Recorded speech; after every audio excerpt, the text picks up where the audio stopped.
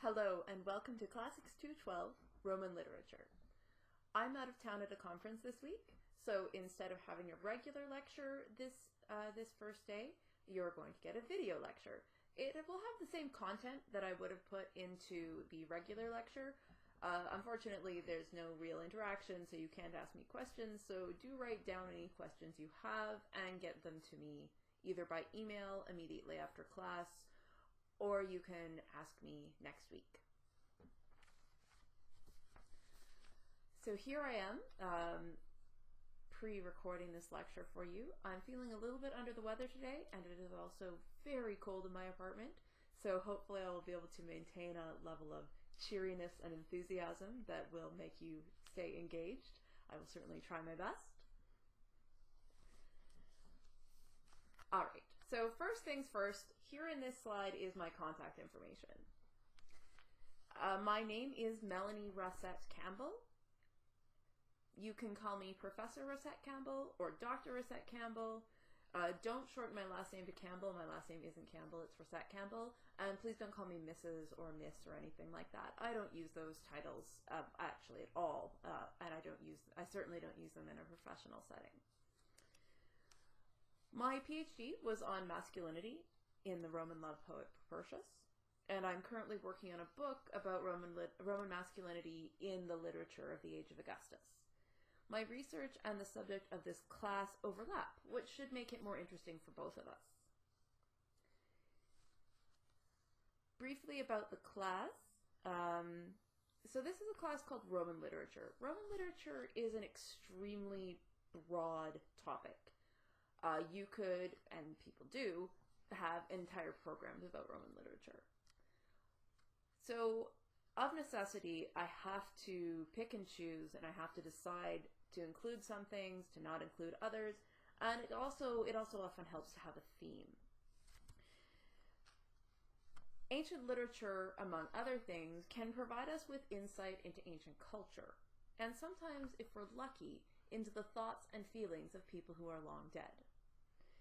This class will attempt to uncover how Roman authors of the 1st century BCE expressed and thought about love and hate, and to understand how the expression of those emotions related to Roman culture, politics, and society, with particular attention to the intersection of love and hate with various types of power. We will discover fairly quickly that there is nothing simple about these emotions or about how they were expressed. And we will sometimes struggle with some significant cultural differences between the ancient Romans and today. We will concentrate on 4 authors, Catullus, Ovid, Virgil, and Cicero. These are all very significant Roman authors that you would expect to read in most Roman literature courses. And I'll talk more about them as we start looking at the different works that they wrote that we're interested in. I'm going to talk briefly about the syllabus now. I will answer more questions about it next week if need be. Just to note that for my contact info, email is always best for getting a hold of me. I do have an office phone number, however, I can only check that phone if I'm in my office, whereas I can check my email anywhere, as long as I'm not in class or something. A note about the course website, I put my slideshows for the class on the website, as well as assignments, the syllabus, really any kind of documents that you need, you can find on Moodle. And that means that Moodle should be your first stop for all of these kind of documents. If you email me for a copy of the syllabus, for instance, I'm just going to tell you to go get it off of Moodle. So why waste the extra step? Note that because I post my lecture slides, you do not need to rush to write down everything that I say on the slides. Everything that I write on the slides. In fact, you would be much better off spending your note-taking energy on writing down the things that I say, which you will not have access to later. So it's very frustrating when as soon as I flip a slide, everybody quickly rushes to write everything down in it. No, don't. You'll have the slides later. At most, you could write down like slide 2 in the margins or something so that you can match up your notes to the slides. You don't need to write down the things that are on the slides. You will have access to the slides. Next comment is office hours. Please do not hesitate to come in if you need help with concepts, material, or assignments, or anything else related to the class. If you can't make my office hours, send me an email or talk to me after class, and we will figure out a time that works for both of us. You should now have the schedule of readings. It's important to read the same version as I am, and given that the vast majority of the readings for this class are online, it shouldn't be a problem for you to be reading the same version as I am. I have minimized the number of books you've had to buy. In the past, I've had people buy 4 books. This is the first year that I'm having people only buy the Cicero book, and that's because I couldn't find any online translations of Cicero that I liked. Most of them were kind of archaic, like they were translated 100 years ago and now they're out of copyright, and that's why they're for free online. The poetry translations are good though. They are recent and they're by somebody whose interpretation of the poems I generally trust. If you are absent from class, you should note that I do not publish or distribute my lecture notes. They wouldn't be very much use to anyone but me anyway. They range from fully written out paragraphs to a single word upon which I will talk for 5 minutes. Not very useful for anyone but me. If you miss class, contact one of your classmates for notes. If you don't know anybody in the class, get to know somebody in the class. I will talk more about the assignments, the short writing assignments and the essay next week. Next week I will be handing out the essay assignment, and I will be telling you about the written assignments, the first ones. So I'm not really going to talk very much about that right now. I'll talk about it next week. For the exams, do note my no makeup policy. If you miss the midterm, I will not allow you to rewrite it at a later time. I don't do makeups for midterms. If you have a valid medical or personal reason for missing the midterm, then you can come and talk to me about that, and I will redistribute the marks of the midterm onto other assignments. So that's all I have to say about the syllabus for now. Again, if you have any questions, we can talk about that later when I'm actually present. So at this point, I'm going to move on to the general historical introduction to the period.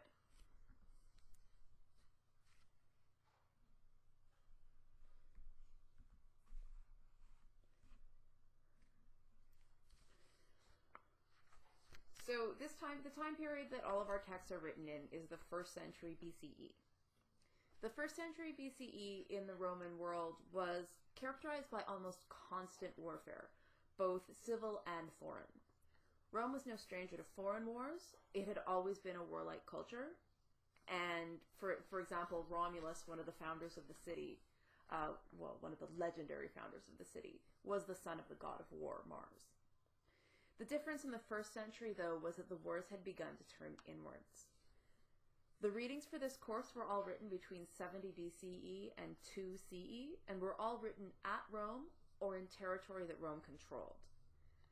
I'm going to begin the course with a brief tour of the historical highlights of the time period, many of which we will come back to as they come up in later lectures. Okay, so the first thing on our tour of the historical time period is in this slide right here, which is entitled The First Triumvirate.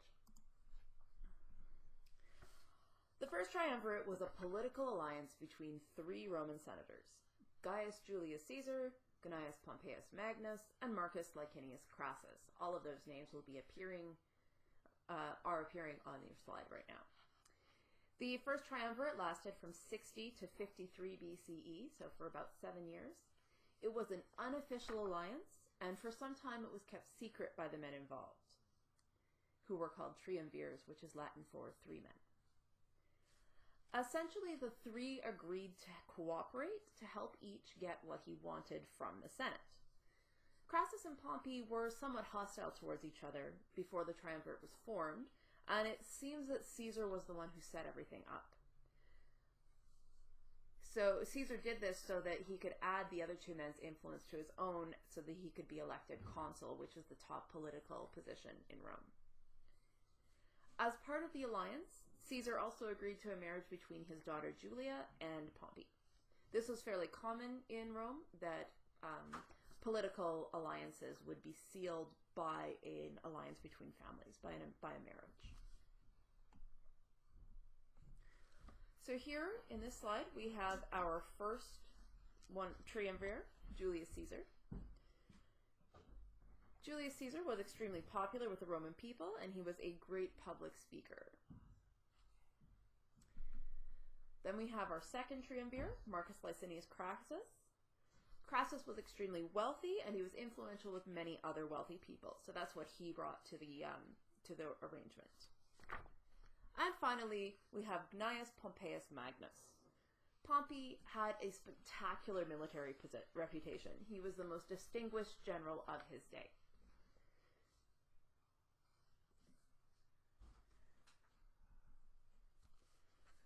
And here we have a slide with a little bit more information about the triumvirate. These three men worked together to get laws passed, to get their friends elected to important positions, to get land for their veteran soldiers, and to get the army commands they wanted. This one is particularly important as it meant that Caesar got to conquer Gaul, which is modern France. Their alliance allowed the triumvirs to completely dominate Roman politics. But it was probably inevitable that three such large, ambitious egos would eventually come into conflict. And here in this slide we see the end of the triumvirate. Pompey was the weak link. He really disliked Crassus, and he eventually grew jealous of Caesar's military success. Crassus was killed in battle in 53 BCE. And that, combined with the death of Julia, daughter of Caesar and wife of Pompey, the year before, effectively ended the alliance.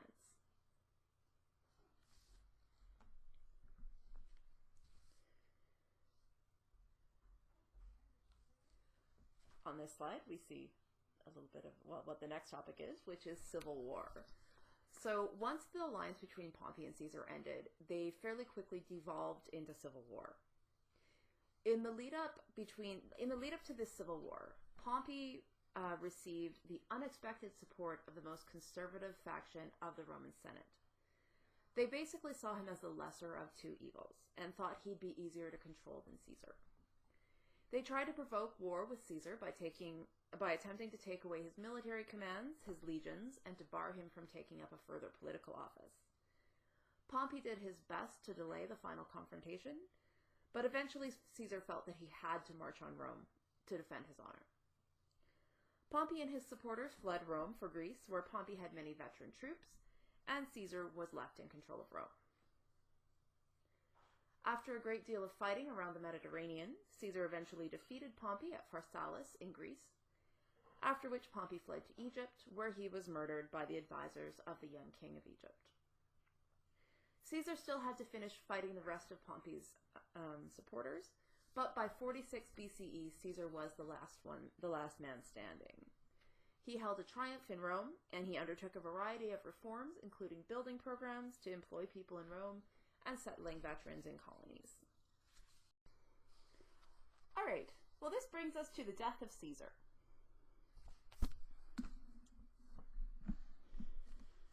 Caesar practiced a virtue called clementia. For him, that meant that he preferred to forgive his enemies rather than to kill them all.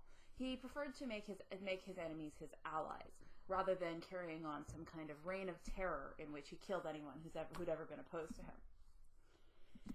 The unfortunate result of this for him, though, was that many of his lesser enemies were still alive after the civil wars were completed. And they considered him a tyrant who wanted to make himself king.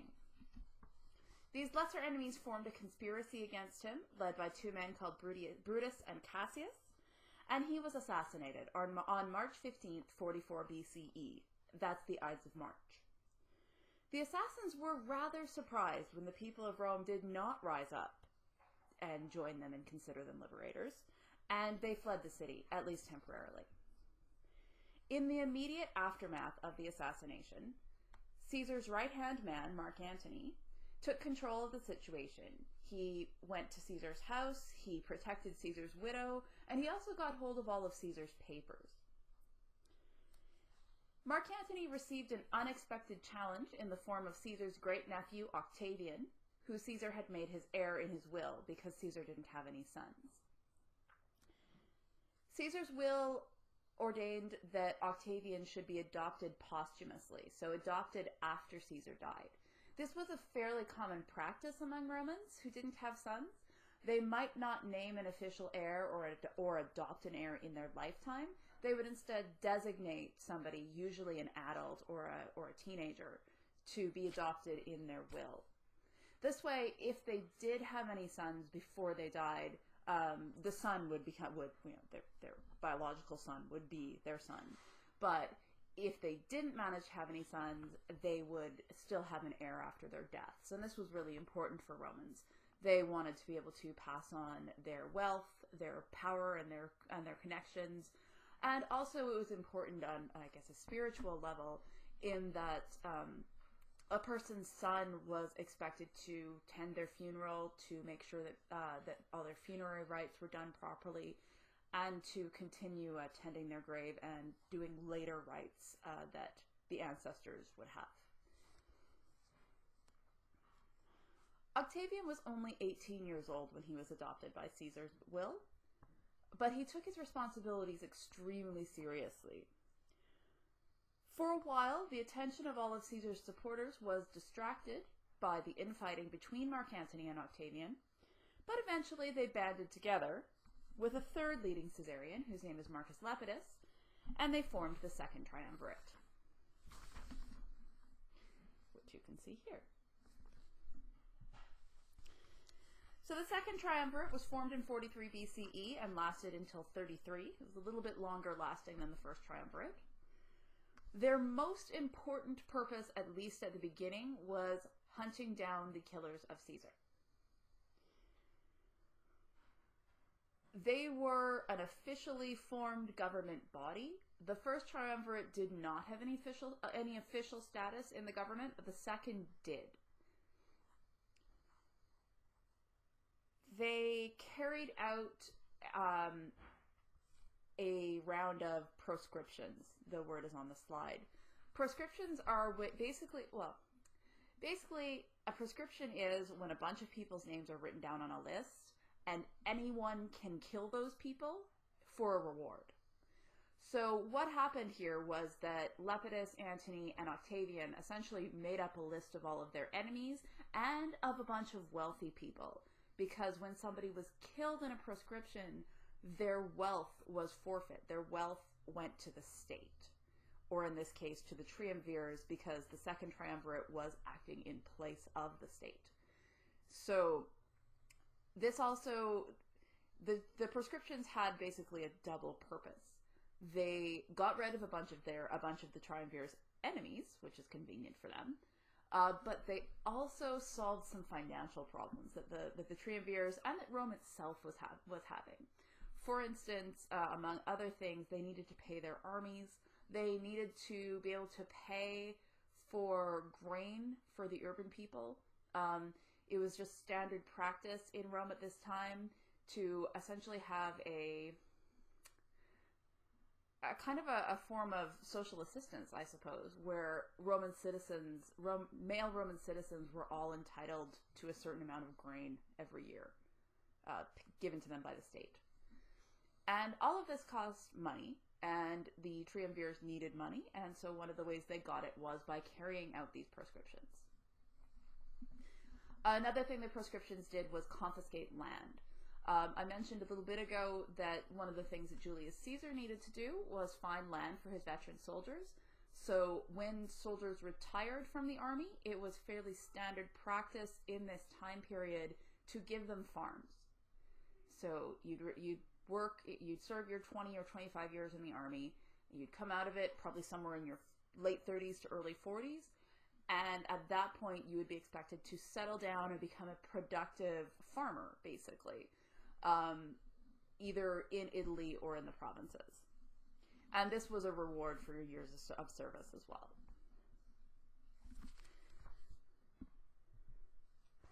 So, like with the first triumvirate, the second triumvirate was also solidified by a marriage. In 40 BCE, the triumvirate had accomplished their first goal. They had managed to defeat the killers of Caesar, and there was still things they needed to settle in Rome, but things were falling apart within the triumvirate, mostly due to similar reasons to why the first triumvirate fell apart. Big egos, lots of power up for grabs, and the big egos were coming into conflict. So in 40 BCE, the triumvirate met and sort of renewed the terms of their agreement. And part of this renewal of terms included that Mark Antony married a woman named Octavia, who was the sister of Octavian. Octavian, at the same time, got engaged to Mark Antony's daughter.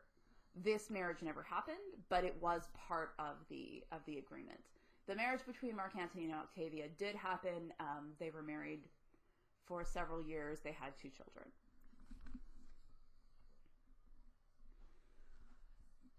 Slowly, over the course of the next few years, Marcus Lepidus lost importance in the triumvirate. A variety of military issues basically happened, and as a result of various failures and defeats and questionable actions on Lepidus's part, he ended up losing a lot of his power within the triumvirate.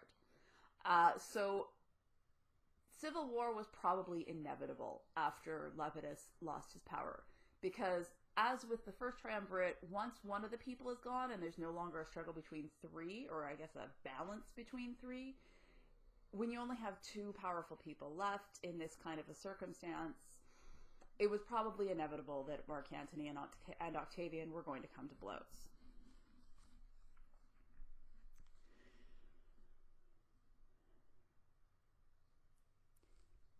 So Mark Antony eventually withdraws to Egypt and conducts an alliance and later a marriage with Cleopatra, the Queen of Egypt. He divorces his wife Octavia, and marries Cleopatra. His marriage to Cleopatra is not recognized in Rome, but it is recognized in Egypt, and Mark Antony considered himself married to her. Cleopatra was an extremely good alliance for Mark Antony. In the end, he loses, but it was a strategically wise decision to ally himself with Cleopatra. Egypt at this time period was an extremely wealthy country. It was still independent of Rome, and it was one of the wealthiest countries in the Mediterranean. It also was really rich in grain, and it was rich in grain, really, really productive and fertile, and had gold mines. So these 2 things made Egypt a very good power base for Mark Antony.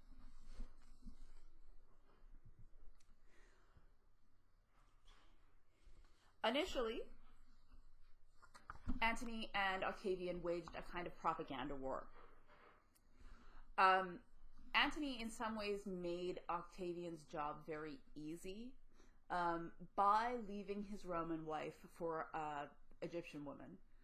He made it very easy for Octavian to throw about accusations that Antony was under the thumb of a foreign non-Roman woman, that he had lost his virtuous way, that he wasn't being a Roman anymore, that he was kind of co-opted by the Egyptian people and the Egyptian queen, and all of this sort of kind of very xenophobic rhetoric that the Romans were very comfortable with using.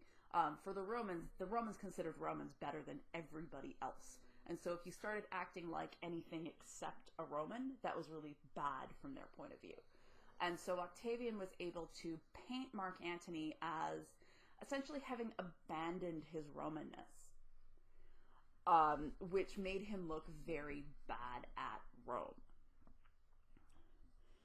It was doubly convenient for Octavian that Mark Antony had abandoned his wife, his Roman wife, who was Octavian's sister. Because Octavian was able to use his sister as an example of like kind of pure and virtuous Roman womanhood who had been wronged by Mark Antony, but was still staying like loyal to him. She was. Octavia seems to have been very loyal to Mark Antony even after he abandoned her. And so he was able to use his sister as part of this propaganda war as well.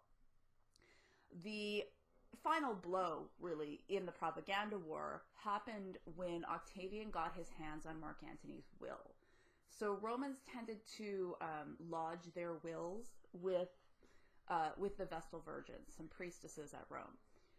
Mark Antony's will, or so Octavian claimed, basically disinherited his Roman children, both with Octavia and with his earlier wives, and in favor of his children with Cleopatra. And this was very, very scandalous for Romans, to think that a man would disinherit his Roman children, who were considered his legitimate children, in favor of children that the Romans didn't even recognize as legitimate, because Romans didn't recognize marriages with non-Romans as being legitimate marriages. So this was a big blow for Antony, and from that point on, he didn't really have a lot of support at Rome. Eventually, this propaganda war turns into a real war.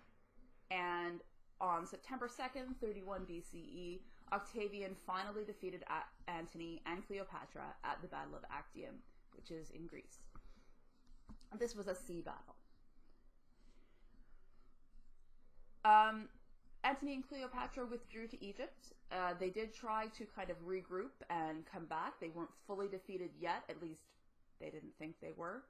But eventually, by July of the following year, it was clear to Antony that they were done. There was no coming back from their defeat.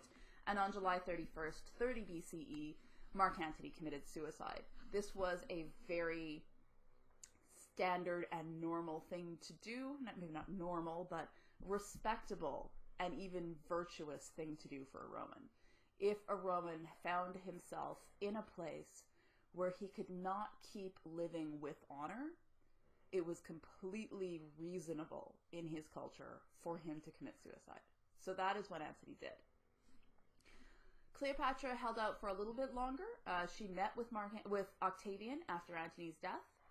And Octavian offered to spare her life. And seems to have tried to make some kind of deal with her. But she soon became aware of the fact that sparing her life meant that basically she would be his prisoner and she would be humiliated. She did not want that to happen, and so she also committed suicide on August 12th, 30 BCE. After the suicide of Antony and Cleopatra, Octavian eventually goes back to Rome, and when he gets there, after a period of preparation, he held a triple triumph. So a triumph, which I think I've mentioned before, a triumph is kind of a formal victory parade for a Roman general. It indicates that they have thoroughly vanquished a significant enemy. Octavian held a triple triumph. He was triumphing over 3 significant enemies. The only one I'm really concerned about right now is Egypt. The triumph has to be over external enemies. So, for instance, he would not have considered Mark Antony to have been one of the enemies he was triumphing over, because Mark Antony was a Roman, and you can't have a triumph for a civil war. But so Cleopatra was definitely one of the enemies. Mark Antony was not.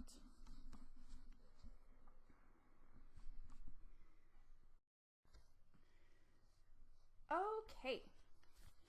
So what happens after the Civil War? Well, here we have our next slide. After a brief period of restructuring, we move into something called the Principate. This begins in 27 BCE when Octavian is given the name of Augustus. So the names Octavian and Augustus tend to be used fairly interchangeably for this young man, and you should sort of know them both. Augustus basically goes in and settles the political situation at Rome. Augustus is the last man standing. Augustus is also something of a visionary. He, through a long period of trial and error and working on different methods, he reworks the political system at Rome and somewhat, to some extent, the society and culture of Rome as well. Basically, Rome had been a republic, which basically meant that they were an oligarchy, which is a word that means rule of the few. What it means is that it was ruled by an aristocracy. Technically, every Roman male citizen had the right to vote. However, the real power was all concentrated in the hands of the aristocracy, to the extent that a rich person's vote literally was worth more than a poor person. So one rich person might have a vote, but 200 poor people all shared one vote, for instance. Augustus is very successful, and he also lives for a long time. He lives into his 70s. So Augustus doesn't die until 14 CE, which means he lives for, 45 years after Actium, which gives him a great deal of time to settle things at Rome. Civil war does not come back during his lifetime. It doesn't come back for several decades after his lifetime. There is about 100 years of peace and prosperity at Rome. This doesn't mean they were never at war. They certainly had lots of foreign wars in this time period, but they didn't go back into civil war, which meant that people were willing to accept a fair amount of change and compromise in order not to have blood literally running in the streets anymore. Augustus has a great deal of success with protecting and expanding Rome's borders. And he also undertakes a program to improve Rome's morals. So this may seem a little bit odd. Basically, all right, there were a lot of reasons why Rome had a bunch of civil wars. A lot of them were economic or political, but the Romans themselves had a tendency to blame civil unrest on moral failings. And so Augustus worked on improving the morals of the Romans to improve their stability as a people. One of the things he does as part of his moral reform program is to introduce a group of marriage laws. These marriage laws covered a lot of different things, but they were primarily meant to encourage marriage and reproduction among the upper classes. Augustus and a lot of other people in Rome at this time believed that there was a crisis in that there were not enough rich people, basically. To some extent, this was true. A lot of them had died in the civil conflicts, either from proscriptions or in battle. And so Augustus was really concerned to increase the ranks of the upper classes. One of the ways he did this was by providing political incentives to people who got married and political, disincentives to people who remained single. For instance, if there was an election, a man who was married and had children would be more highly favored than one who was not. So even if the man who was not married and didn't have children was more popular, got more votes, the one who was married and had children might win. For women, he made it so that if women had at least 3 children, they would be removed from, they would basically be able to manage their own financial affairs. This is something I'll get into later, but Roman women were, as a general rule, never considered full legal adults. They never had the right to vote or anything like that, but they also had to have a guardian. This was somebody who would basically oversee their financial affairs for them. And a woman who had had at least 3 children did not have to have a guardian. She was in control of her own life. She still couldn't vote, but she was in control of her own personal life and her own financial life. The disincentives also included things like people who didn't have children or who didn't get married couldn't inherit from other people. This is one of the things that very much shows us that this was aimed at the upper classes. If you're poor, what do you care if you can't inherit? Nobody you know owns anything anyway. But if you're wealthy, well, that's a pretty big issue if you're not allowed to inherit from anybody. A lot of wealth in this time period was inherited wealth. The other big thing that he does with the marriage laws is he makes a law against making adultery illegal. So this is pretty significant as well. Up until this time period, adultery had certainly been morally wrong and very frowned on in this society. But it wasn't illegal in a public sense. What does that mean? That means that if somebody committed adultery, or if a woman committed adultery, because that's really the issue here, men's adultery is not so much an issue. If a woman commits adultery, up until this time period, it was handled within her family. They would decide whether she was going to get divorced, if she was going to be punished, or anything like that, and it would all be done privately. After the Augustan marriage laws and adultery laws come in, adultery becomes a public offense for which she can be charged and which there are very specific penalties laid out for. A lot of Romans had a lot of issues with the marriage and adultery laws because they felt that the state was taking too much power into its own hands. They basically felt it was none of the state's business, whether or not somebody chose to get married, whether or not somebody chose to have children, and they felt that adultery should be dealt with in the family, not in public. The marriage and adultery laws particularly became problematic for Augustus when it turned out that his daughter, Julia, his only child, had been committing adultery. Julia had been used since her teens as essentially a marriage pawn by Augustus. He used her. Like I said, she was his only child. He didn't have any sons, and he was looking for a male heir. So the way that he did this was by basically marrying Julia to potential heirs. So first he married her off to his nephew, to Octavia's son. That young man died very young, like within a couple of years of their marriage. Well, they were both still teenagers. Her second marriage was to Augustus's best friend Agrippa, who was old enough to be her father.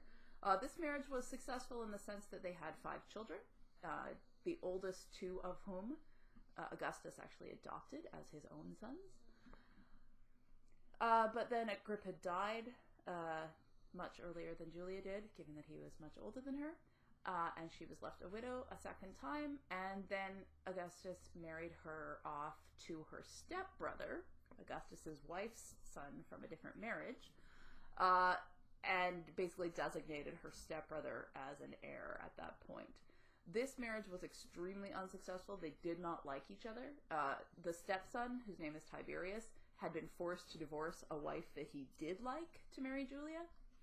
And it's hard to say whether or not she had already been cheating on her earlier spouses, but she definitely committed adultery against Tiberius.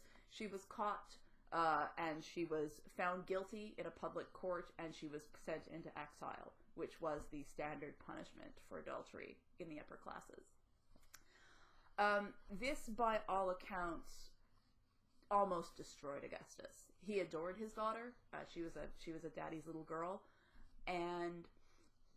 but he felt that he could not be seen to be going against the laws that he had created, especially given how controversial the laws were.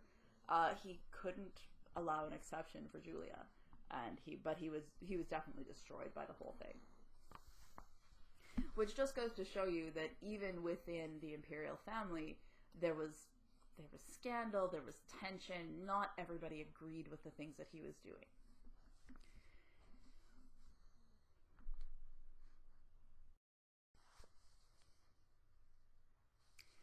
Okay, next slide. We're kind of moving on to a different topic now. Emotions in ancient thought. All right, so actually before I talk about emotions, I'm just going to quickly sum up why I've told you all this stuff about history. Okay, so this isn't a history class. No, it's a literature class. Some of you may be thinking in your minds. But here's the thing. Literature, it's written in history. It's written in a specific time and place, and the things that are happening in that specific time and place can influence the kind of literature that we see. Also, the authors that we study in this course, they're all upper-class Roman men. They are all connected to historical actors. Some of them are taking massive roles in history. Cicero, who we are going to be reading, he was a consul. He was a head of state. He was one of the people involved in all of this turmoil at the end of the Republic. And the other authors as well, if not quite as heavily involved and deeply invested in politics as Cicero, they were all connected into this time period and into the networks of upper-class men, and they write about what's going on around them. And you can't really understand the literature and what's happening in the literature if you don't know anything about the historical time period.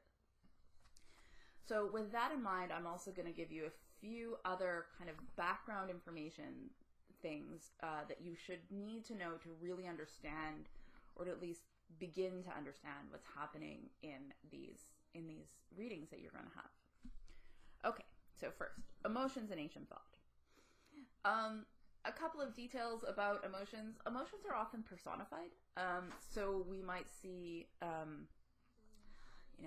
love. Love is probably the most famous one. So Cupid, many of you are probably familiar with Cupid. Cupid in Latin is called amor, which is the word for love. Cupid is the personified god of love. He is an emotion given a kind of form and personality. This is pretty common among the Romans. They do like to personify abstract concepts and then almost treat them as deities, which means that they can be given, I guess, more agency. Love, again, is really the best example here. You will see poets talking about love as though love is a person, as though love is something that comes from outside of them and forces them to do things. Emotions are not considered good or bad in and of themselves, and their value is certainly in how they're used. And so love is not a good or a bad thing by itself, but love is a dangerous thing, because love can drive a person to excess. Love can make a person do things they shouldn't do or they wouldn't do if they were in their right minds. Hate is the same way. Hate can be harnessed to, for righteous vengeance and that kind of thing, but hate can also lead somebody to do something very destructive that they shouldn't do. So emotions in and of themselves are a neutral thing. They take on their value from how they're used and from the actions they cause. This brings me to my next thing, which is the philosophical ideal of moderation. Moderation. So ideally, a Roman, especially a man, is going to be moderate in his emotions. That means he's not going to rush to extremes. Again, with my examples of love and hate. So a moderate man, a man who is behaving the way a Roman should, he will love, of course he will love his friends, he will love his children, but he will not allow love to govern his behavior or to make him do things that he shouldn't do. For instance, love is good if it inspires you to fight for your country to protect your family. Love is bad if it inspires you to spend all your money courting a woman you can never marry. Or if it inspires you to have an affair with another man's wife. So love can be good, it can be bad, but it should be moderate. One's emotions should never control one. One's desires should never control one. One should always be in control of desires rather than having the desires control you. Positive and negative extremes. So extremes of love or extremes of hate, for instance. Both of those are considered destructive and distracting.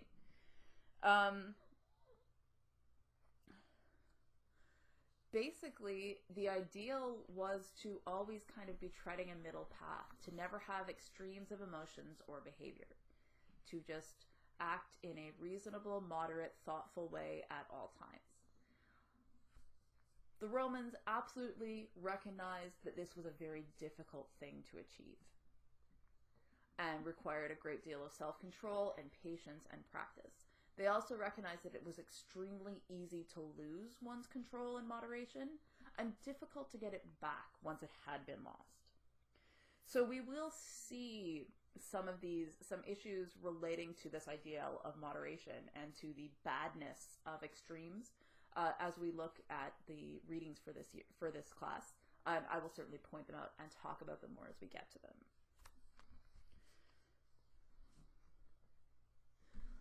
Some other things that I wanted to point out are some important cultural differences that affect the topic of the class. Things that you should know about before you start reading. First, slavery. Rome was a slave-owning society. In this time period, there were massive, millions of slaves in the Roman Empire. It was estimates for the population of the city of Rome have suggested that there might have been possibly as much as a third of the population of the city of Rome might have been slaves. So that would be like hundreds of thousands of people just in the city of Rome itself. The type of slavery that most people, I think, are familiar with today is the slavery in the American South and in the Caribbean. There are some significant differences between that slavery and Roman slavery that are, again, important to know if you want to really understand what's going on in the Roman world. First thing, Roman slavery is not race-based. Anybody can become a slave. Like, literally, even a Roman could theoretically become a slave. In the ancient world, slaves tend to come from a few different sources. If a city or country is captured or is beaten in war, the populations will often be enslaved, or at least part of the population will often be enslaved. So there's that.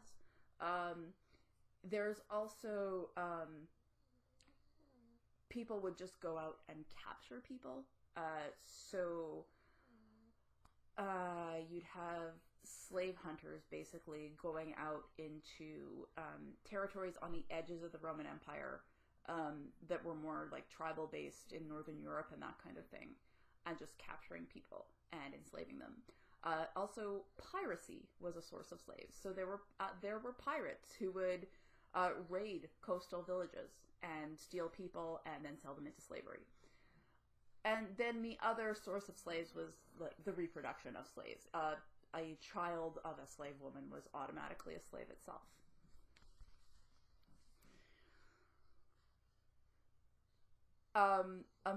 So literally anybody could be enslaved, though. I mean, this means that a Roman who was captured in battle could become enslaved. Could and did.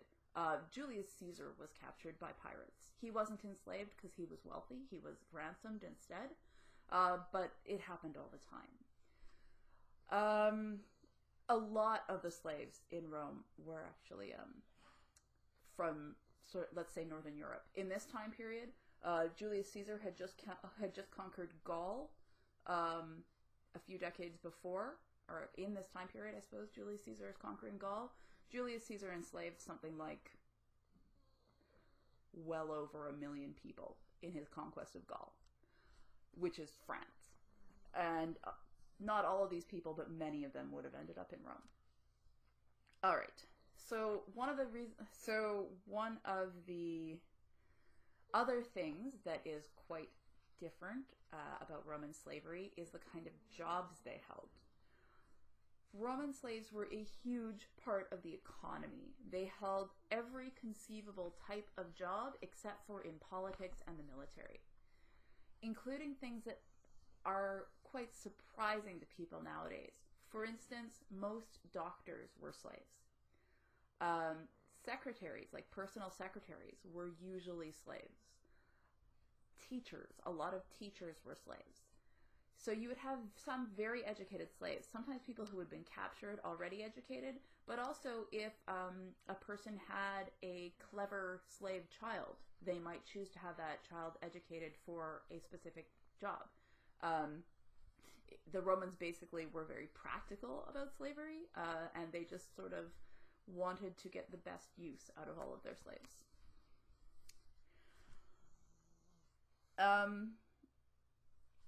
Another effect of slavery that certainly relates to some of the poems we'll see in this class is the sexual exploitation of slaves.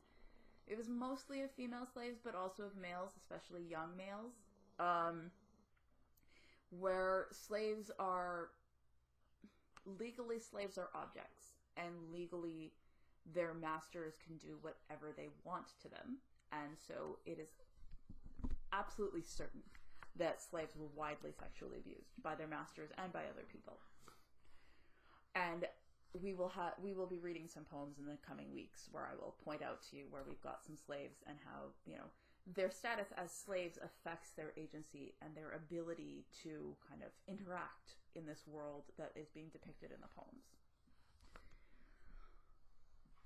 Now, one other thing that I guess is a little bit more on the positive side, if such a thing can be positive, is that Roman slaves could be freed, and once they were freed, they became Roman citizens, and their children would be Roman citizens, and they would just sort of integrate into Roman society.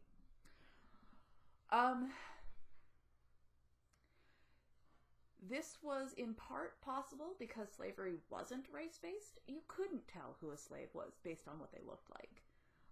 Somebody who looks like me actually would probably be more likely to be a slave than not in Roman society because I'm too fair to be an Italian. So, I mean, you couldn't tell just by looking at somebody whether they were a slave or free. And so this also carried on to freed people. Like, you couldn't tell just by looking at somebody if they had been born a slave. This was to some extent a positive thing for the Roman slaves themselves. They did have something to look forward to. The free Romans absolutely used it as kind of like a carrot. There's a carrot and a stick. The carrot is freedom, because freedom was rewarded for things like good behavior and hard work. So, I mean, that was, I suppose, a positive thing for some individual Roman slaves, but for Roman slaves as a whole, it was actually kind of a negative thing because it disincentivized, I suppose, like, slave solidarity. We don't see a lot of slave rebellions in the Roman period. There are a few, but they don't tend to get very widespread. And there doesn't really seem to have been a sense of, like, class consciousness among Roman slaves. And Roman freed people absolutely did not identify with slaves. This is something that is really important to note. Once a slave was freed, they often owned slaves themselves. So this is it can be very difficult to understand from our point of view. But it was a huge part of Roman society, and it's just taken for granted. There is not, to my knowledge, any kind of abolitionist effort in the Roman world. Nobody questioned the fact that slavery existed and should exist. Okay, next topic is violence. This is another area where things can be a little bit different, a little bit uncomfortable for modern readers. Violence was much more prevalent in everyday life than it is now. And I know now we have violence on TV and violence in games and that kind of thing, but I'm talking about violence right there in your face in real life, which is something that we don't have a lot of, at least not in places like Canada. So, entertainment. Let's think about entertainment. Okay, our entertainment, we will watch simulated violence for entertainment. Ancient Romans watched actual violence happening right in front of their face, people dying. Gladiators. Gladiator battles didn't have to end in death, but they could, and they certainly involve people getting stabbed and beaten in front of huge audiences for entertainment. Beast hunts, where people would hunt wild animals in an arena for the entertainment of the masses. Totally common thing. Public executions. Of course, this, well, it is very alien to Canada. Certainly in Canada, there used to be public executions. In Western Europe, there were public executions, I think, into the 19th century. So this is really something that has only disappeared from Western society fairly recently. But in Rome, public executions, it was part of their justice system. The punishment of slaves. Okay, so I've mentioned that slavery is really widespread. Really brutal corporal punishments of slaves were also widespread and completely acceptable and legal. Because again, slaves were considered property and their masters could do whatever they wanted to them. The justice system itself, I don't want to say kind of encouraged violence. There wasn't a police force, and for most people, the justice system would have been out of reach. Most people who actually dealt with the courts and that kind of thing were wealthy, well-connected people. For your average person, vigilante justice was much more common. So if a baker, let's say, was murdered, chances are his family and friends are not going to try and bring the murderer to court. Rather, they are going to band together and go out and try and kill the murderer. This is very common behavior. No, this is just in a world without a really comprehensive justice system and police force. This is the way that justice tended to work. So, I mean, this can all seem very alien to us. This sort of much more violent culture, and openly violent.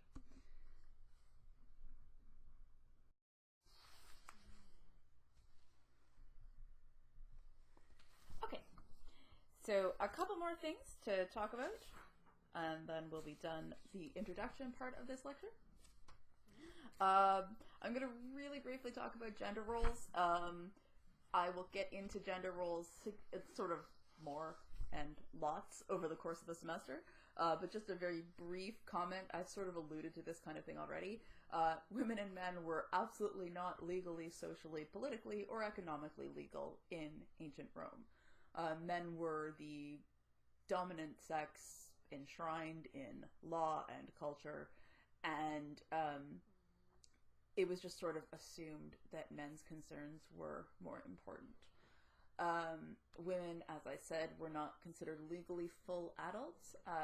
Roman women were citizens, and they definitely had more rights than non-Roman women. Roman women could own property. This is very important, and something that people sometimes get wrong. Roman women could absolutely own their own property.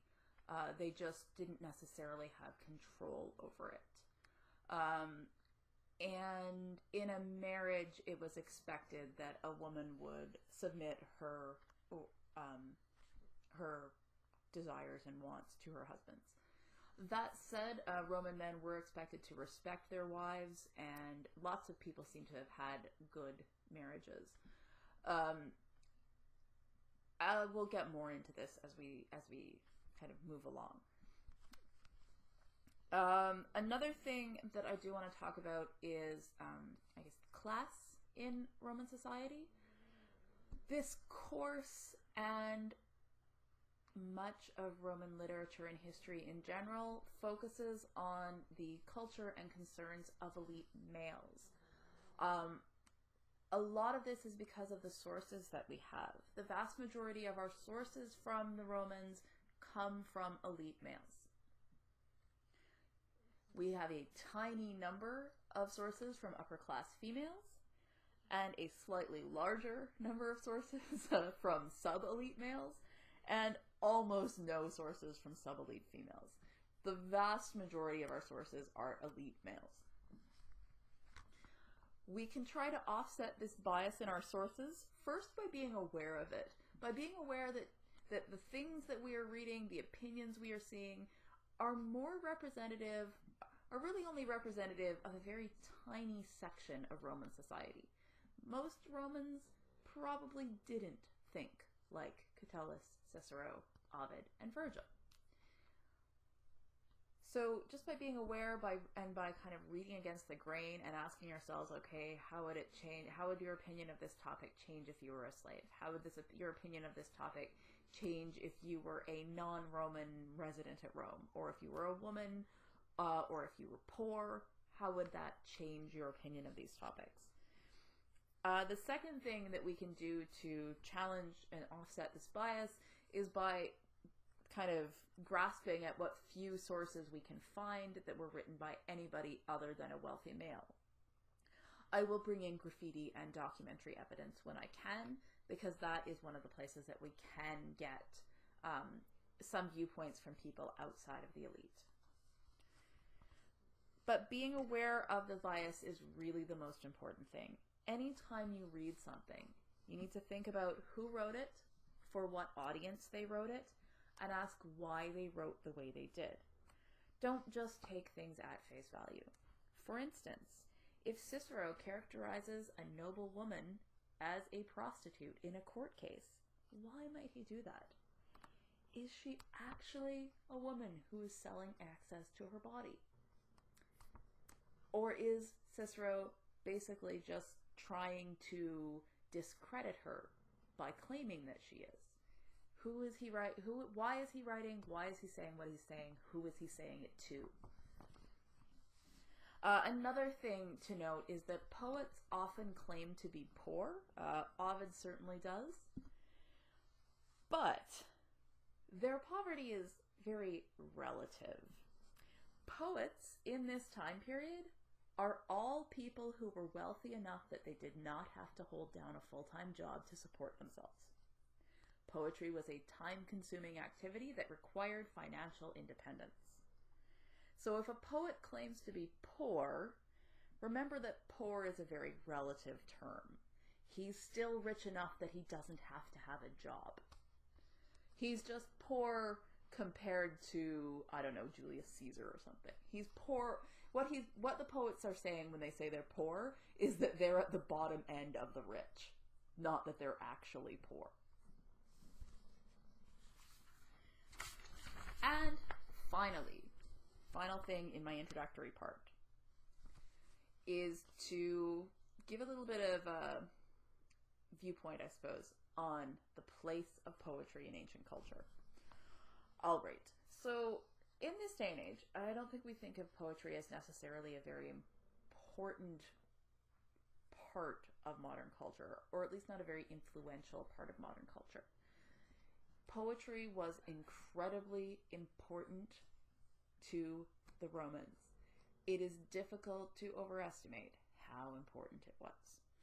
Think of poetry as a combination of satirical shows like The Daily Show and popular music.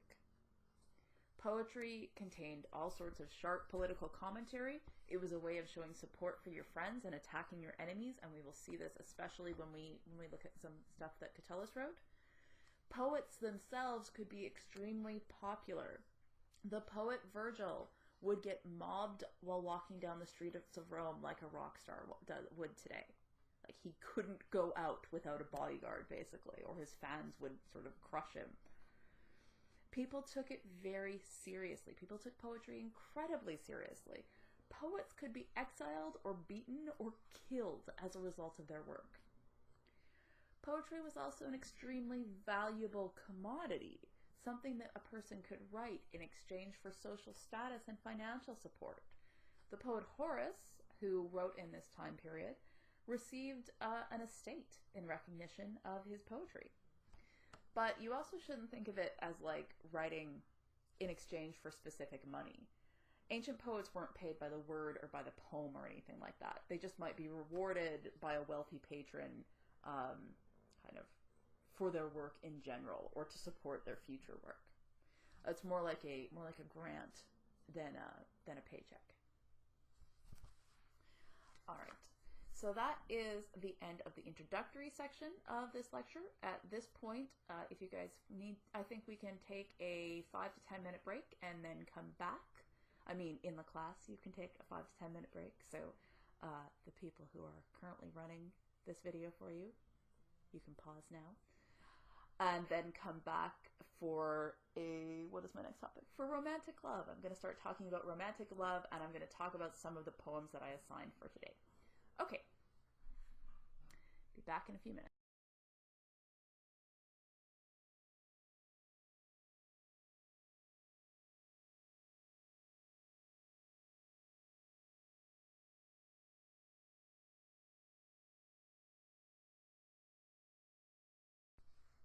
Okay, getting back from your break.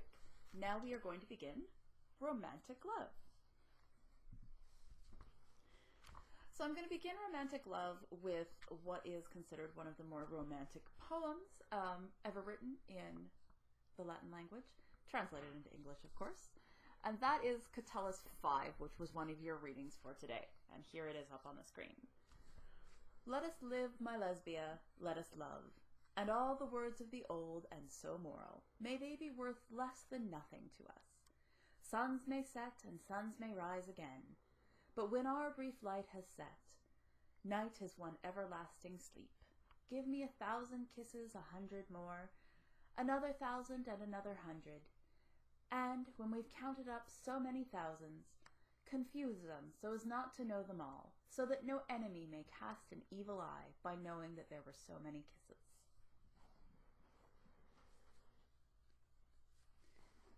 Okay, so that is a poem written by this poet Catullus to his mistress, who he calls Lesbia, and it is a poem about, well, it's about love.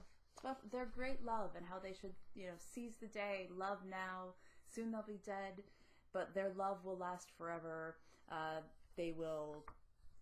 And that they shouldn't worry about what anybody else thinks of them. They should just love and kiss, and everything will be wonderful, and nobody can possibly hurt them. So this these kind of sentiments may seem sort of familiar.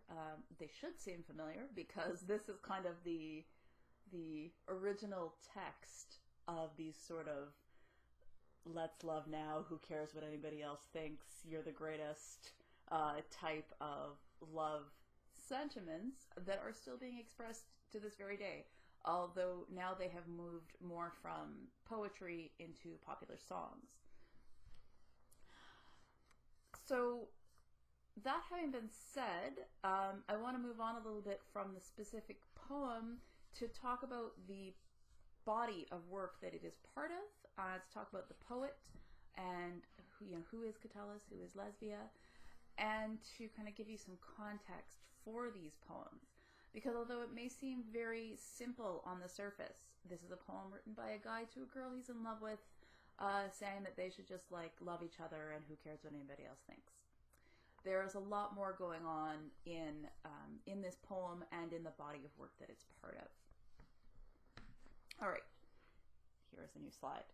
The Lesbia cycle. The Lesbia cycle is the name that scholars sometimes give to the group of poems written by a man named Catullus to a woman that he calls Lesbia. These poems seem to trace the course of an affair between the two of them, starting with infatuation and desire, and ending in anger, sorrow, and disillusionment. The poems are only a small part of a much larger book, which contains many poems that have nothing to do with Lesbia, including love poems to other people.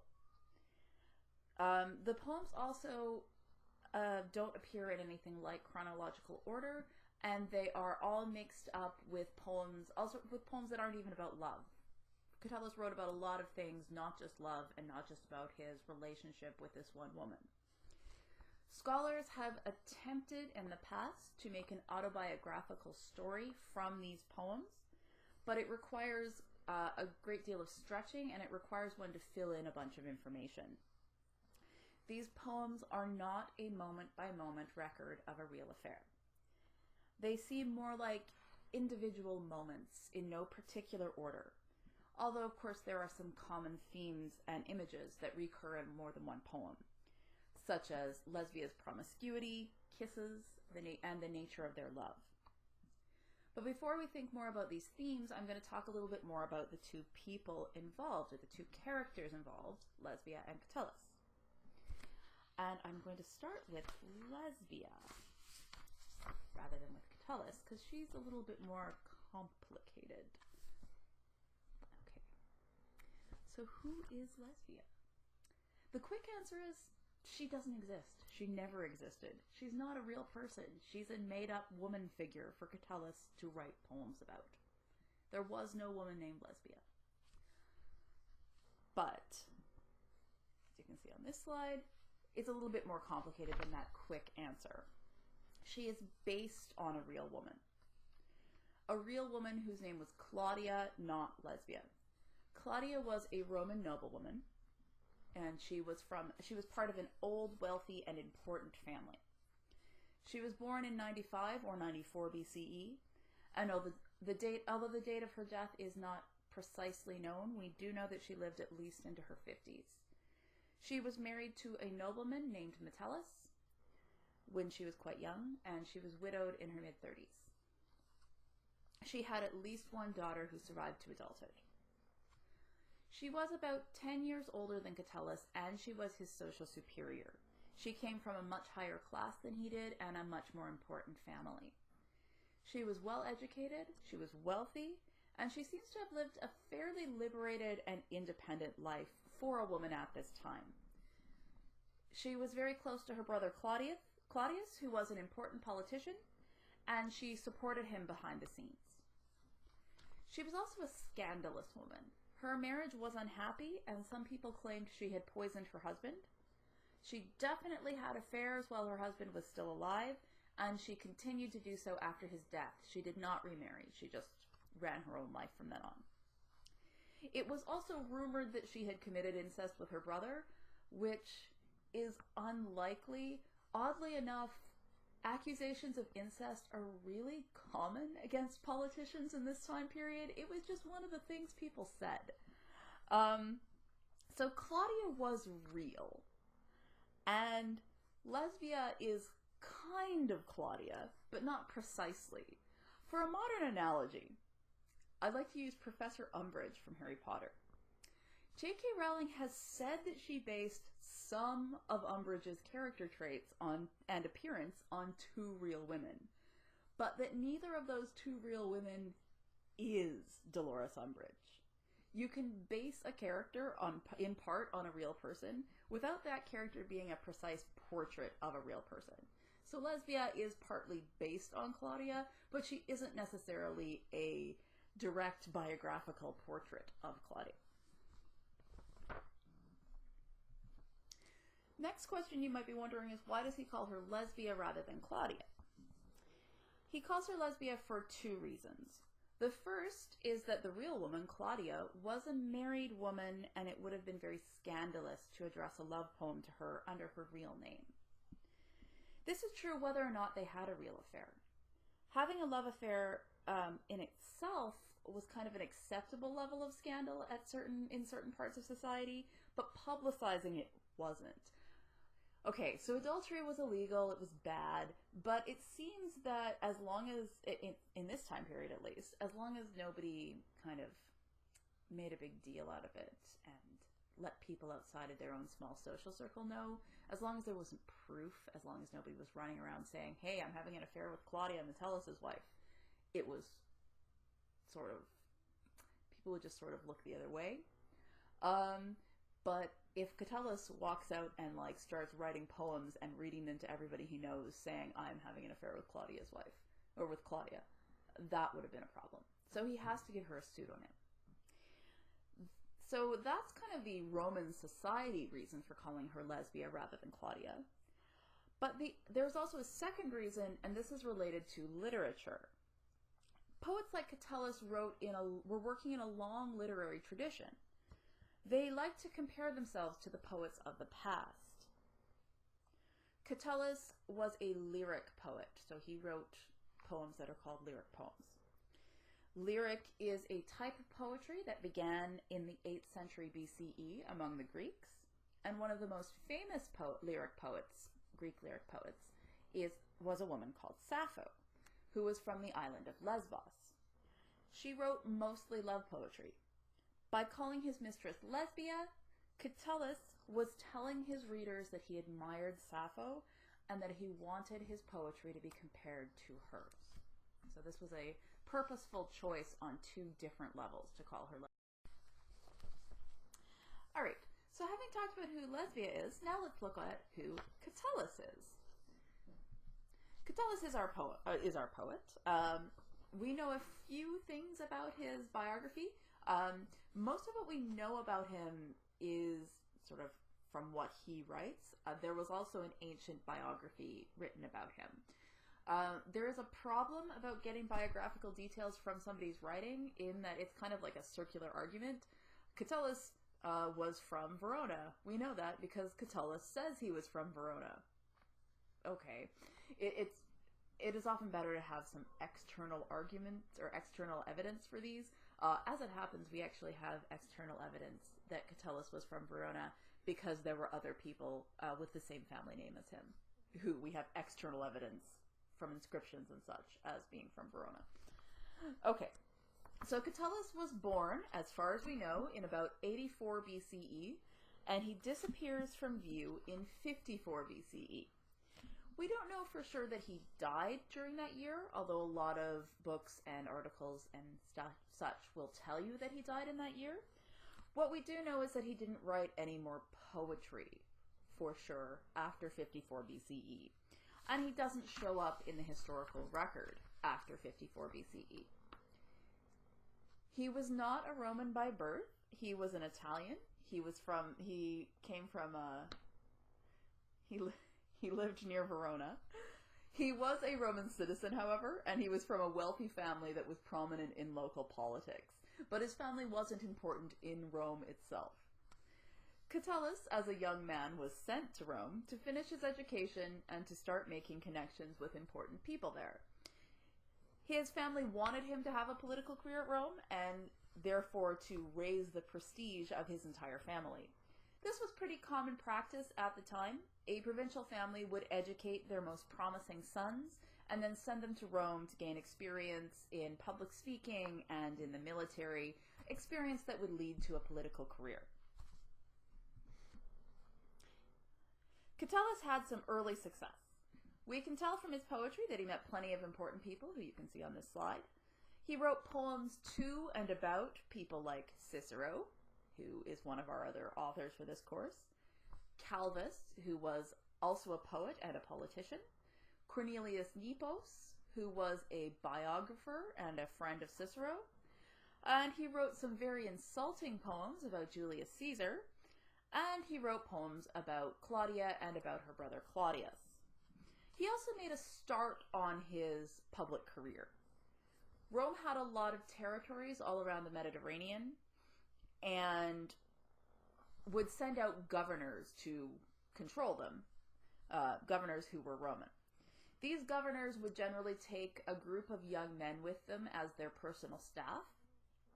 And this was a common way for young men to get experience. The young men on the governor's staff were generally men who were too young to be starting their official political career, and so these positions would allow them to get a little bit of experience in the provinces and a little bit of experience in governing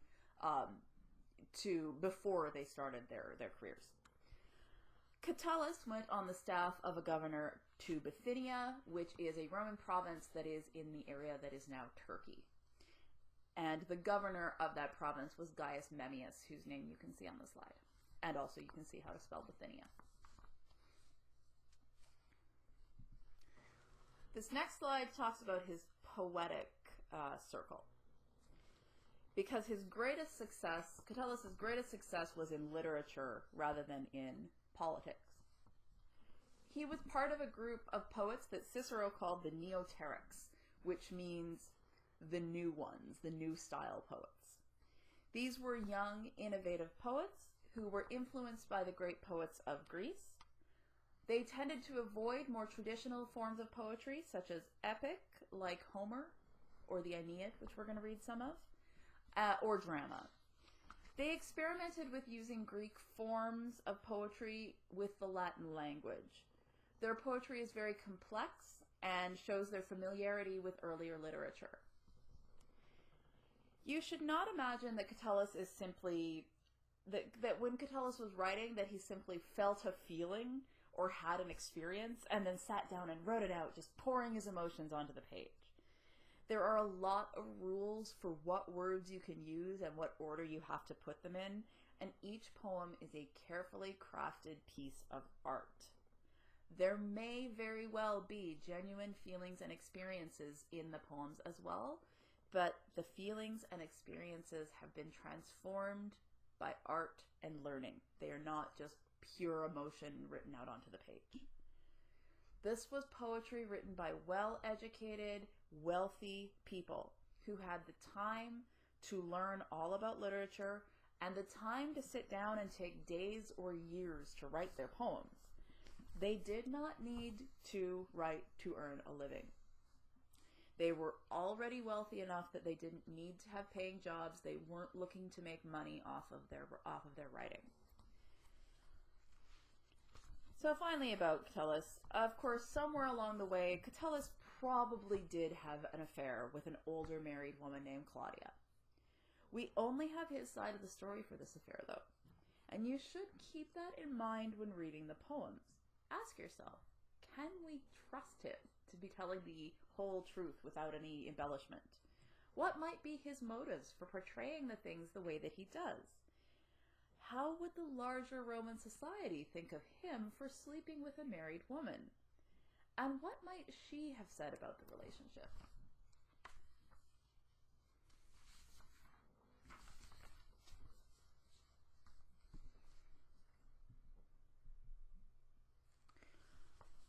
Catullus presents their relationship as a love affair. He wants her to love only him. He says their relationship is extremely important. But she's a married woman. And this automatically makes their relationship extremely problematic for her and for him. In the Roman view of adultery, the adulterer is the man is the one who causes the affair. The woman, less so. Women weren't entirely considered responsible for their actions. Again, this relates to the fact that they weren't considered real adults. That they were considered to be liable to be led astray and not really, able to control themselves. But men, it was thought, men should know better. Men should be able to control their urges. So, Roman society would not necessarily have looked very well on Catullus for having this affair with a married woman. Now, in sort of legal, practical terms, the woman would suffer more, and her adultery would be taken much more seriously, purely because of sort of property and children-related reasons. Ancient society, they don't have paternity tests, they don't know about DNA. The only way that a man can be certain that his wife's children are his is if his wife is, unimpeccably virtuous. So from that point of view, a wife's adultery is much more important than a husband's, because a wife, if she has a lover, may be producing children that are not really her husband's, but passing them off as her husband's, and then some other man's children are the ones who are going to inherit his estate, and it's a property issue, essentially. But for the man, though, so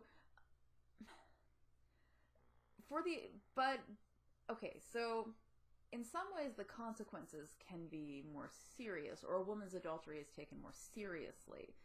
But if a man sleeps with another man's wife, the man can also face certain punishments. Punishments for sleeping with another man's wife can range as high as death. A person could kill a man that he caught in bed with his wife and not be charged with anything, not have to go to jail, not be executed, no fines, nothing. At the very least, a man caught in adultery would probably be subjected to beating or to a fine or to public humiliation, and a husband could even rape the man that he caught with his wife. That would be considered a perfectly acceptable punishment on the justification that this man had violated the husband's wife, violated his home and his property, and so the husband could now violate the adulterer. So adultery was taken really seriously. Or the adultery of a married woman was taken extremely seriously in ancient Rome. But Catullus is celebrating this. He is very open in some of his poems about the fact that Lesbia is a married woman. So this is quite scandalous, and not necessarily something that your average Roman would be willing to praise or even condone in any way.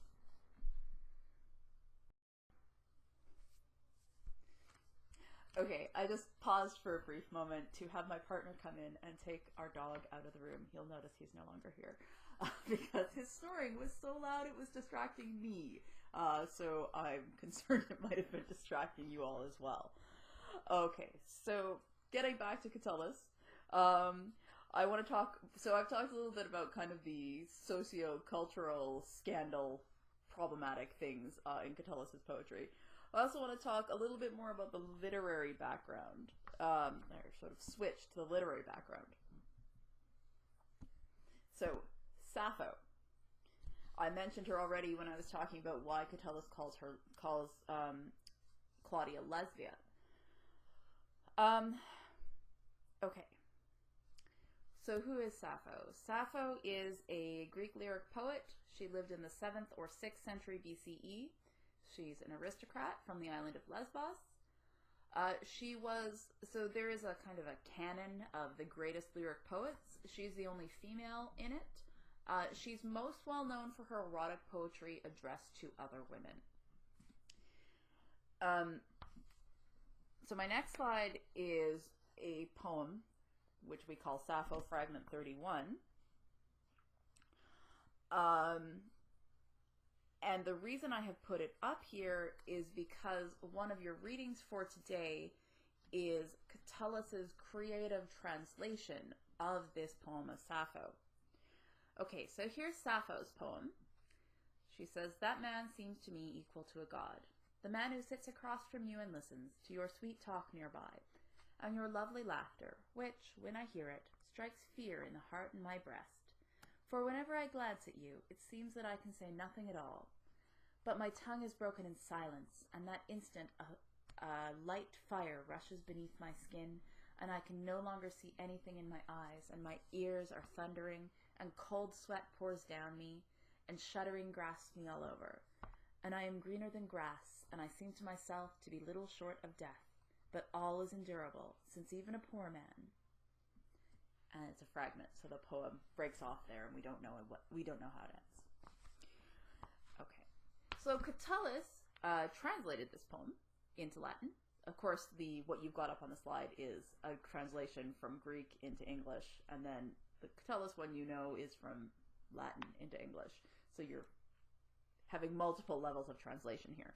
But it is still, I think it's still clear, even in the translations, that these are essentially the same poem. Catullus's translation, as I said, is a creative translation. It's not a word-for-word translation. It's also, so this is something of a literary exercise. Poets in Catullus's circle would have engaged in these creative translations of earlier Greek poems to show their talent, to show that they were talented poets and that they could creatively and show their talent at poetic translation. It's not easy to translate a poem in one language into an equally artistic poem in another language. There are some significant differences. For instance, in the Sappho poem, the speaker is female. We know this because Greek and Latin are both gendered languages, and so pronouns and adjectives have gender, like in French, and so the adjectives that describe the speaker in the Sappho poem are all feminine, so the speaker is female. In Catullus, the adjectives that describe the speaker are masculine, so the speaker is masculine. So he has changed the gender. And at the end of the Catullus poem, he has entered in this sort of this political bit at the end about how too much free time and can be destructive to cities and that kind of thing. So this is an example, though, of why we can't take Catullus's poetry as a sincere expression of unfiltered emotion. He addresses his poem to Lesbia, but his poem is a translation of another poem that somebody else wrote to somebody else 600 years earlier. It's not just a free expression of emotion. He's using somebody else's emotions, essentially, to address Lesbia. So this is the most flagrant example of why Catullus's poetry isn't simply, this very surface level, oh, it's totally easy to understand, he just loves this girl. Well, yeah, there is some of that there, but that's not the only level. And probably if we had more of other poems, if we, a lot of the Greek lyric poetry is lost to us, probably if we had more, we would find more examples of things like this, where he has translated ideas and words from other poets.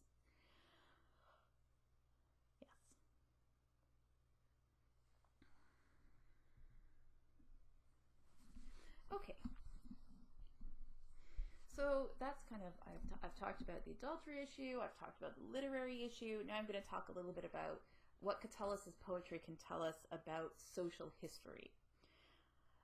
Social history is the parts of history that aren't included in more traditional accounts of kind of politics and wars. That of course means that social history is actually most of history, because most of what was happening in the past wasn't political machinations and wars. Most people, most of the time, were doing other things. Social history also includes these stories of people who don't tend to be included in traditional history. People like women, slaves, non-elites, and ethnic minorities. Catullus gives us glimpses of what it might have been like to be a woman in his time. Granted, Lesbia is not an average woman. She is wealthy, privileged, and socially important, and she had some behind-the-scenes political power. But, weirdly enough, even these women are largely missing from traditional history. So what can we tell about Lesbia from the poems? Well, Lesbia appears to be more or less in control of her own life. She can go out when and where she pleases. She can take lovers. She can end a love affair when she's tired of it. And there really isn't anything Catullus can do about it. Lesbia, in the poems at least, ended their affair before Catullus wanted to, while he was still in love with her. And he could get mad and stuff, but he couldn't make her take him back. Catullus sometimes talks about his relationship with Lesbia as though it was a relationship between men and equals, as we see on this slide here. So here we have some lines from 4 different poems, 2 of which, 87 and 109, are on your reading for this week. The other 2 aren't on your reading for this week.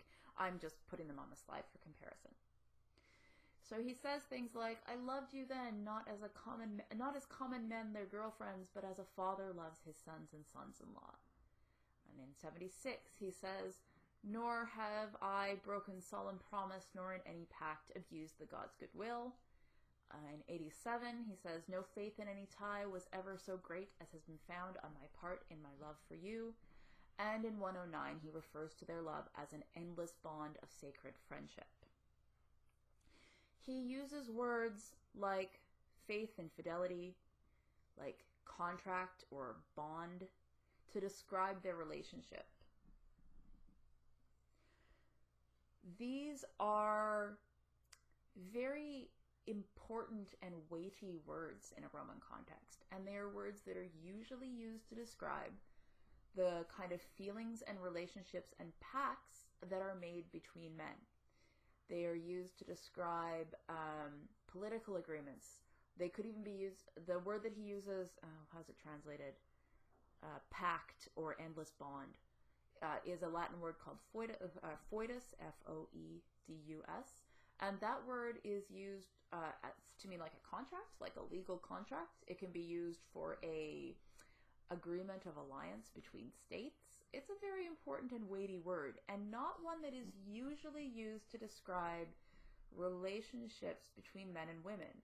It might be used to describe like a marriage contract, but it is certainly not used to describe an extramarital affair like between Catullus and Lesbia.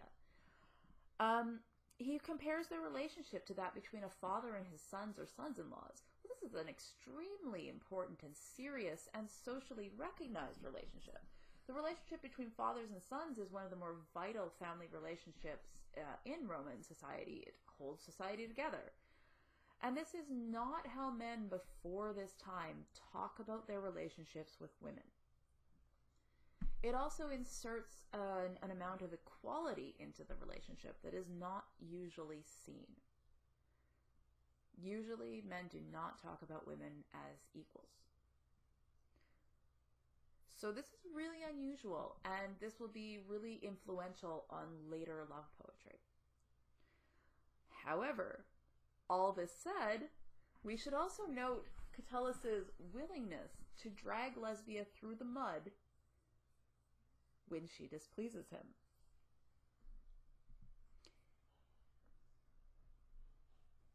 Sorry, here is the slide with the terms for fides and foedus.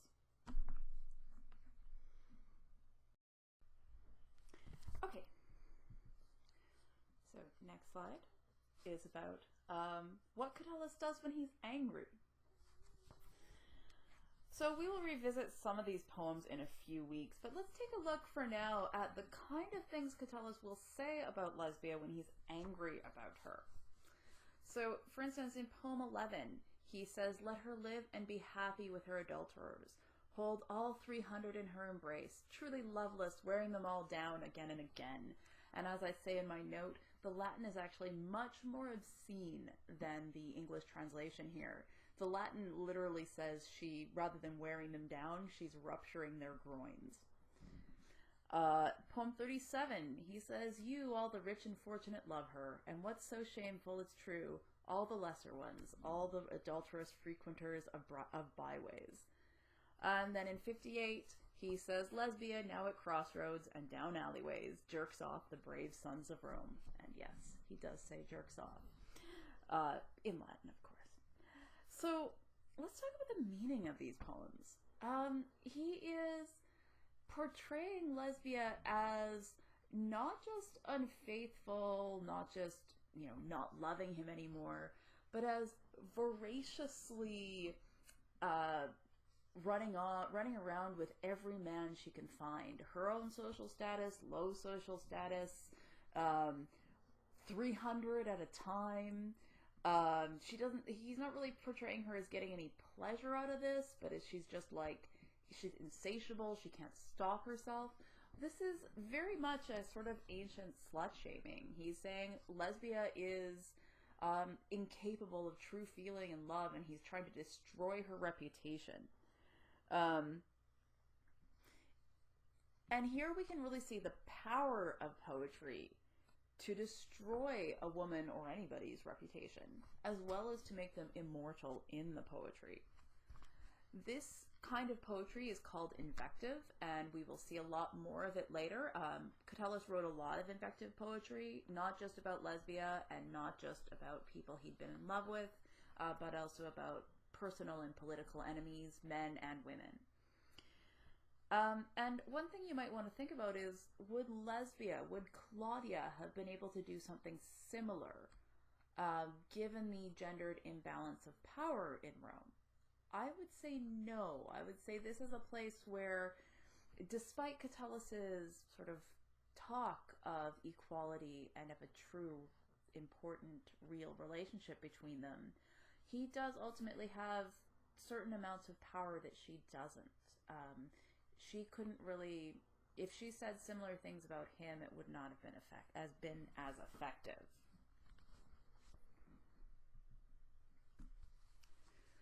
So, a final question I want to talk about to do with Catullus and the kind of romantic love that we see in his poetry is to ask ourselves if his love is recognizably modern. Does it seem like the kind of romantic love that we think of as being romance and love today?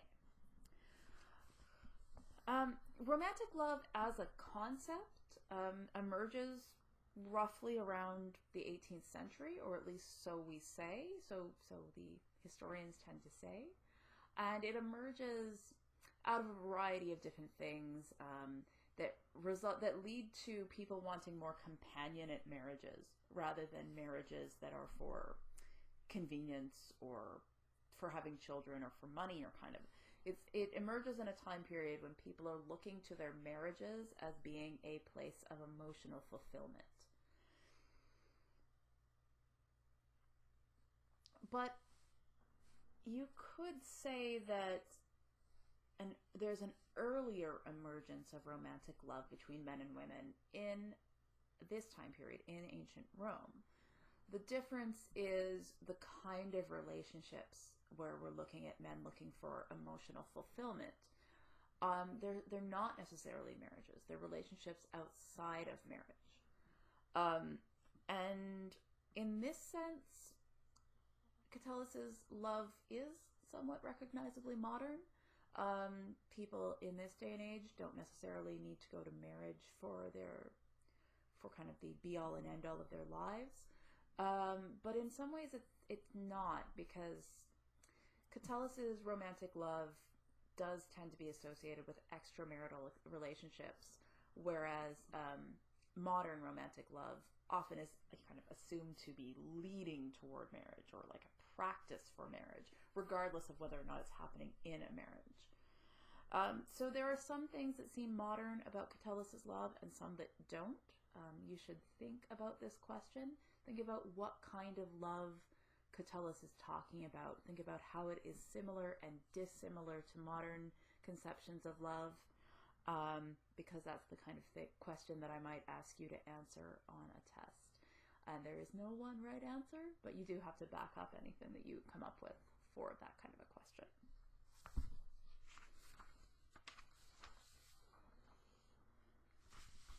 All right.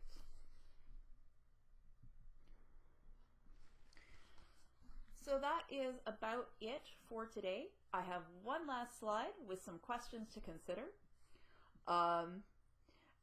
The first one you're going to have to consider as you learn more about love poetry, so we will talk more about this later. How did Catullus's poetry influence later poets, and how? So that one you might not really know much about now, although I have dropped a few hints.